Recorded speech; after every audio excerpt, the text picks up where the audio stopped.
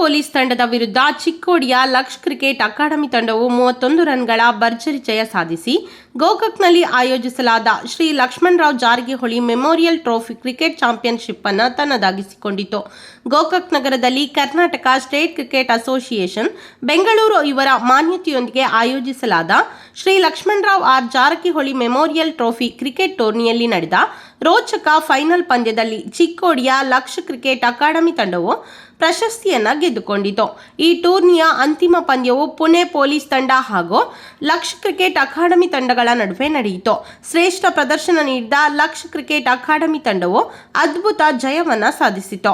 ವಿಜೇತ ತಂಡಕ್ಕೆ 2,50,000 ನಗದು ಬಹುಮಾನ ಹಾಗೂ ಟ್ರೋಫಿಯನ್ನ ನೀಡಿ ಗೌರವಿಸಲಾಯಿತು. ಅದೇ ವೇಳೆ ಉಪ ವಿಜೇತ ಪುಣೆ ಪೊಲೀಸ್ ತಂಡಕ್ಕೆ 1,51,000 ನಗದು ಬಹುಮಾನ ಹಾಗೂ ಟ್ರೋಫಿಯನ್ನ ನೀಡಲಾಯಿತು.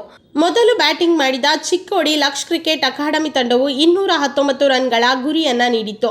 ಪ್ರತಿಯಾಗಿ ಪುಣೆ ಪೊಲೀಸ್ ತಂಡವು 20 ಓವರ್ಗಳಲ್ಲಿ 9 ವಿಕೆಟ್ ಕಳೆದುಕೊಂಡು 189 ರನ್ಗಳಿಗೆ ಸೀಮಿತಗೊಂಡು 31 ರನ್ಗಳಿಂದ ಸೋಲನ್ನ ಅನುಭವಿಸಿತು.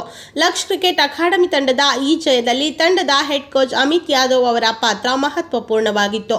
ಮ್ಯಾನ್ ಆಫ್ ದ ಸೀರೀಸ್ ಪ್ರಶಸ್ತಿಯನ್ನ ಲಕ್ಷ್ ಕ್ರಿಕೆಟ್ ಅಕಾಡೆಮಿ ತಂಡದ ನಾಯಕ ಮಹೇಶ್ ಮೊಸ್ಕೆ ಅವರಿಗೆ ನೀಡಿ ಬಹುಮಾನವಾಗಿ ಟಿವಿಎಸ್ ಜುಪಿಟರ್ ದ್ವಿಚಕ್ರ ವಾಹನವನ್ನ ನೀಡಲಾಯಿತು.